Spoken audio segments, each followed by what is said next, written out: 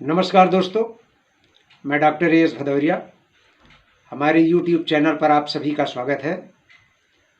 दोस्तों, उत्तर प्रदेश उच्चतर शिक्षा सेवा आयोग की होने वाली असिस्टेंट प्रोफेसर परीक्षा की तैयारी के संबंध में जो हम आपको स्टडी मटेरियल उपलब्ध करा रहे हैं, तो उस कड़ी में आज जो हम प्रस्तुत करने जा रहे हैं वो भाग 29 है और इसमें कुल 15 क्वेश्चन हैं।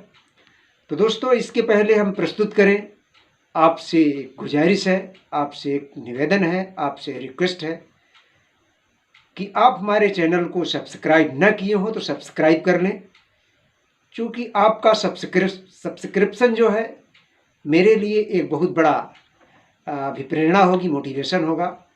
उसके कारण हम आपके कार्य के लिए तत्पर रहेंगे। तो दोस्तों, आइए आज हम देखते हैं कि 15 प्रश्नों की श्रृंखला जो है उसमें कैसे महत्वपूर्ण प्रश्नों को हमने चयनित किया है। ये सभी प्रश्न या कि परीक्षा में, पूर्व ईयर की परीक्षा में पूछे गए हैं अथवा उन्हीं प्रश्नों के आसपास के महत्वपूर्ण प्रश्न हैं जो आगामी परीक्षा के दृष्टिकोण से बेहद महत्वपूर्ण होंगे। तो आइए हम देखते हैं, हमारे प्रश्नों की श्रृंखला इस प्रकार है।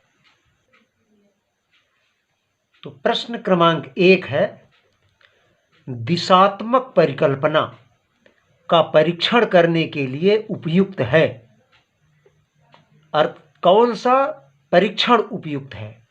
हमारे कहने का तात्पर्य है कि कौन सा परीक्षण है, एक पुच्छीय परीक्षण अथवा दो पुच्छीय परीक्षण, ये विकल्प में होगा।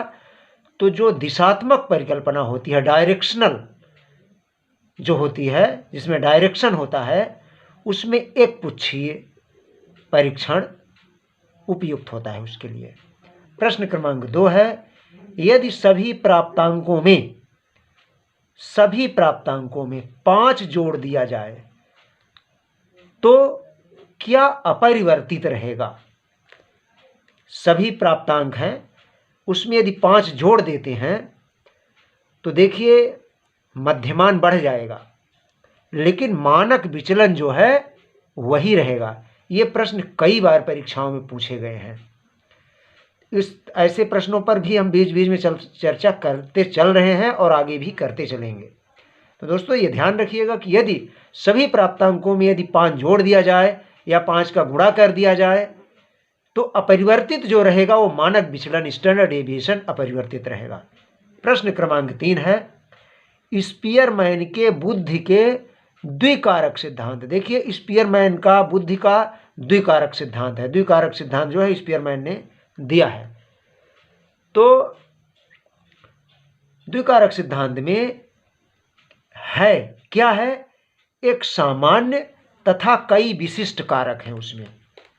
ये ध्यान रखिएगा कि उसमें स्पीयरमैन का जो द्विकारक सिद्धांत है उसमें एक द्विकारक में क्या है, एक कारक सामान्य है और एक कारकों में कई विशिष्ट कारक हैं। ये ध्यान रखिएगा। प्रश्न क्रमांक 4 है, सृजनात्मकता के तत्व। देखिए, इसमें इस प्रकार का प्रश्न पूछता है कि निम्न में से कौन सा सृजनात्मकता का तत्व नहीं है? तो देखिए, अगर आपको ये सभी याद रहेंगे, पहला दूसरा से ये सारे सभी 7 ठे कारक हैं या तत्व हैं। प्रवाह, फ्लुएंसी, लचीलापन, फ्लेक्सिबिलिटी, मौलिकता, संवेदनशीलता, नवीनता, निरंतरता, कल्पनाशीलता, ये सारे तत्व हैं उसके। ये सारे तत्व अगर आपको याद रहेंगे तभी आप कर सकते हैं कि सृजनात्मकता का निम्न में से कौन सा कारक या तत्व नहीं है। तो ध्यान रखिएगा, इस पे ये 7 कारक या तत्व हमने दिया है। इसके अतिरिक्त एक अलग से रख देते हैं जिसको हमें टिक करना है। प्रश्न क्रमांक 5 है,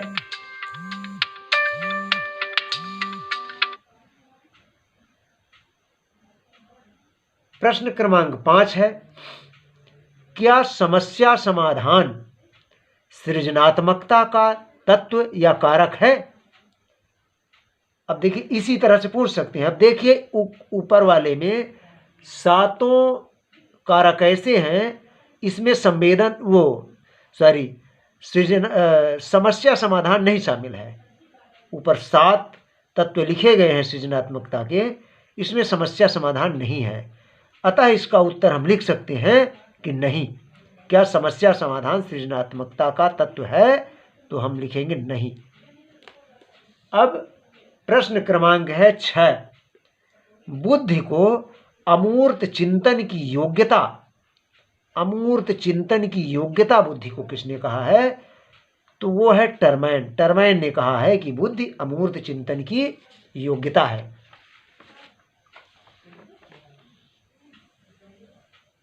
अब है प्रश्न क्रमांक 7।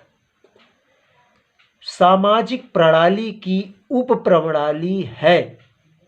सामाजिक प्रणाली की उप प्रणाली क्या है? तो विद्यालय जो है ये सामाजिक प्रणाली का उप प्रणाली है। अब है प्रश्न क्रमांक 8। शिक्षा जनतंत्र की दाई है। इसको किसने कहा है? तो जॉन ड्यूवी महोदय ने कहा है कि शिक्षा जनतंत्र की दाई है। क्वेश्चन नंबर 9 है शिक्षा मनोविज्ञान का जनक। अब देखिए शिक्षा मनोविज्ञान का जनक, इसमें बहुत ही डाउट क्रिएट होता है। देखिए कहीं कहीं पेस्टालॉजी मिलता है और कहीं कहीं थांडाइक मिलता है। अगर पेस्टालॉजी विकल्प में है, थांडाइक नहीं है, तो आपको पेस्टालॉजी करना है।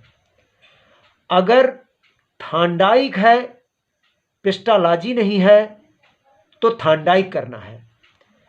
और यदि विकल्प में दोनों हैं, देखिए कई किताबें हमने पढ़ा और सब में अलग अलग चीज़ें देखने को मिलती हैं। तो यदि पेस्टालॉजी और थांडाइक दोनों दिया गया है तो आपको थांडाइक ही करना है। अब है प्रश्न क्रमांक 10। सन 1959 में धार्मिक एवं नैतिक शिक्षा समिति बनाई गई थी। उसके अध्यक्ष कौन थे? धार्मिक एवं नैतिक शिक्षा समिति बनाई गई थी 1959 में, तो इसके अध्यक्ष थे श्री प्रकाश। प्रश्न क्रमांक 11 है किस आयोग ने द्विभाषा सूत्र पर अधिक बल दिया था? किस आयोग ने द्विभाषा सूत्र पर अधिक बल दिया था? तो वो है मुदालियर आयोग। प्रश्न क्रमांक 12 है त्रिभाषा सूत्र का सुझाव दिया था। अगर त्रिभाषा सूत्र का सुझाव की बात आती है तो वो कोठारी आयोग ने दिया था। अब प्रश्न क्रमांक 13 है कोठारी आयोग के त्रिभाषा सूत्र सुझाव को स्वीकृति प्रदान की गई थी किसके द्वारा? तो वो है राष्ट्रीय शिक्षा नीति 1968 के द्वारा। क्वेश्चन नंबर 14 है यूनेस्को ने डेलर आयोग को नियुक्त किया था। कब किया था? 1996। कभी कभी पूछ लेता है कि ये कब किया था, इसमें पूछ लेता है यह कैसा आयोग था। तो यह ध्यान रखिएगा एक अंतर्राष्ट्रीय आयोग था, इंटरनेशनल आयोग था शिक्षा का। ये 1996 में ये अपॉइंट किया गया था। इसने 4 स्तंभ दिए थे शिक्षा के। और इसमें एक प्रश्न ये आता है डेलर कमीशन की रिपोर्ट का शीर्षक क्या था? तो शीर्षक है सीखना आंतरिक खजाना। तो दोस्तों यहीं पे अब हम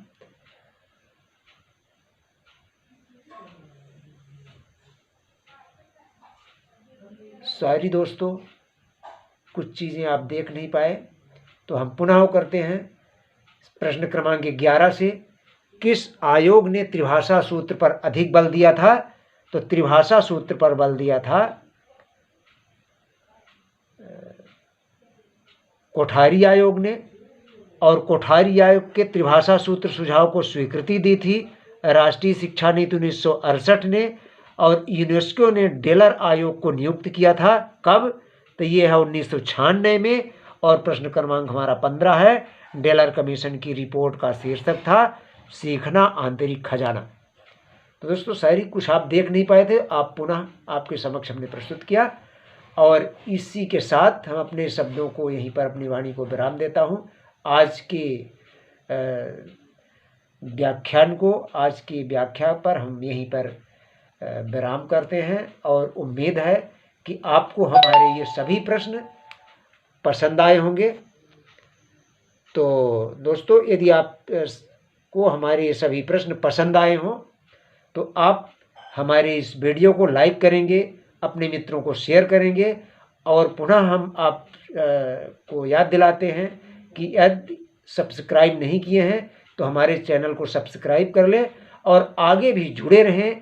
आगे का जो 30वां भाग होगा, बहुत अच्छे क्वेश्चन लेकर हम आने वाले हैं और संभवतः परसों यानी दिनांक